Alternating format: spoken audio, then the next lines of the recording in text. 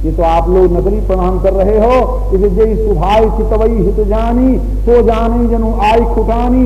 नकली लोगों को जब उच्च अधिकारी जब देखता है जो दंड देने वाला है और आंख भर के देखता है तो उनका प्राण सूख जाता है कि अब नहीं बचेंगे, अब गए, अब की जो पकड़ाए तो गए, अब की बचने वाले नहीं हैं। अब गजब स्थिति आ गई, साक्षात काल महाकाल खरसाले के हाथ से पधार गया, अब क्या बचना है। तो जितने उपद्रवी थे सहज शांत हो गए, मंडल एक बाद बैठ गया, मगर उपद्रव तो शांत हो गया मगर कल्पांत उपस्थित हो गया।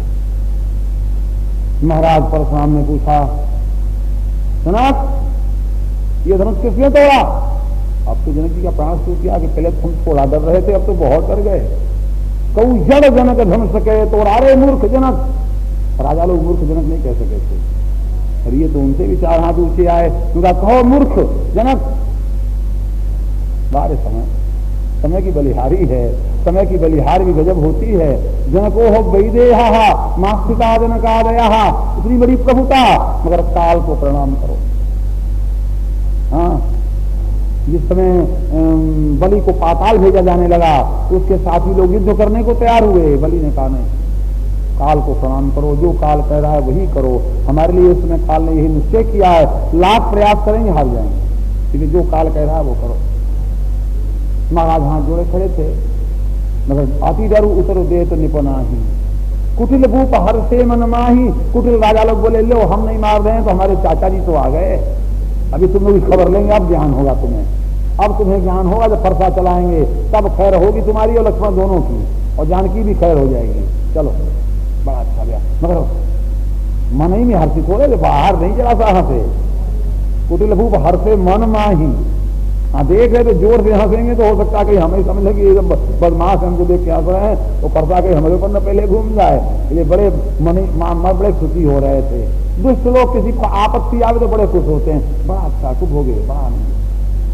मगर सज्जन पुरुष किसी की पीड़ा देख कर व्यथित हो जाते हैं, भाई तुम सुखी हो जाओ, तुम्हारी पीड़ा हमें प्राप्त हो जाए, हम सुखी हो जाए। बड़े लोगों का यही कार्य होता है, तुम्हारा कष्ट हमें प्राप्त हो जाए, तुम सुखी हो जाओ।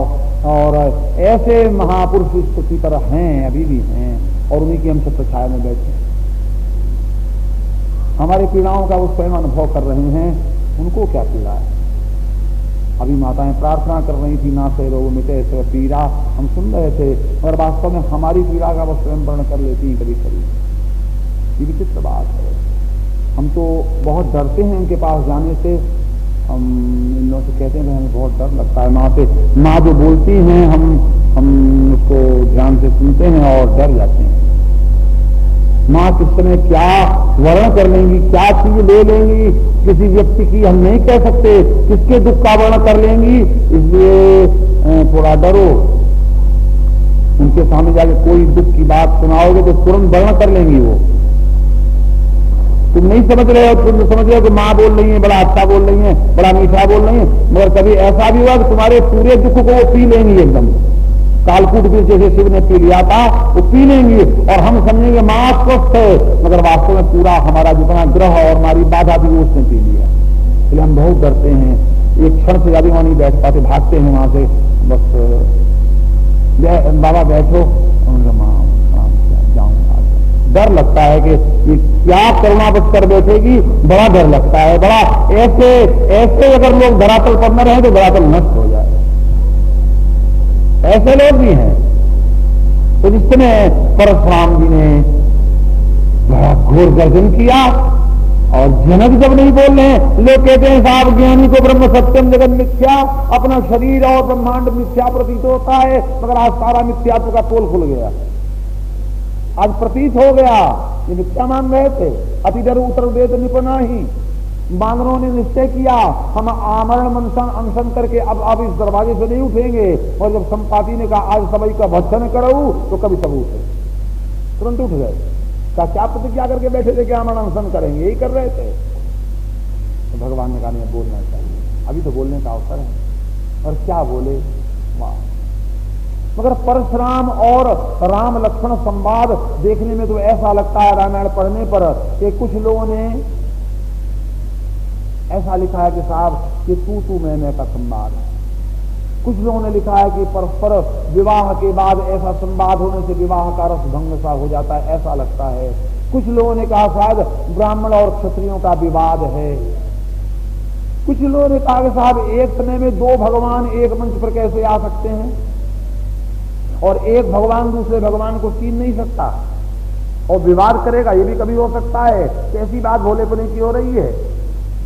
मगर उन लोगों को ये उत्तर दिया जा सकता है कि एक राष्ट्रपति का कार्यकाल समाप्त होता है तो क्या नवनिर्वाचित राष्ट्रपति पर अधिकार लेने के लिए नहीं उपस्थित हो जाता?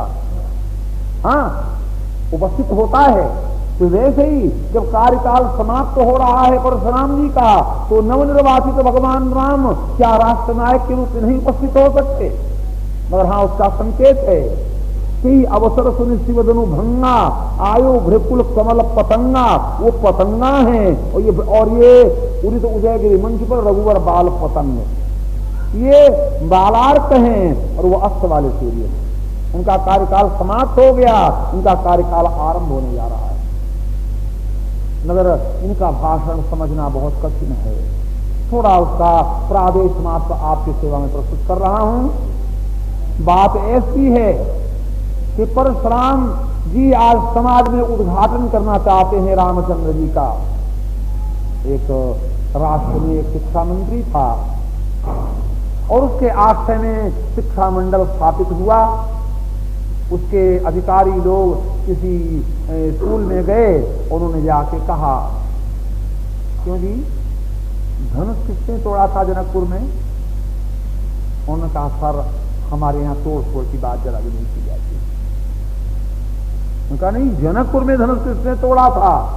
मठ साहब ने कहा नहीं, हमारे यहाँ तोड़ फोड़ की बात जरा भी नहीं।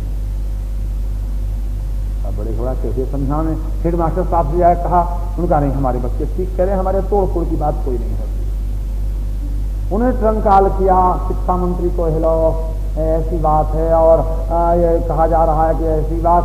तो उन्होंने कहा कि धनुष अभी टूट गया कि बाकी है अभी?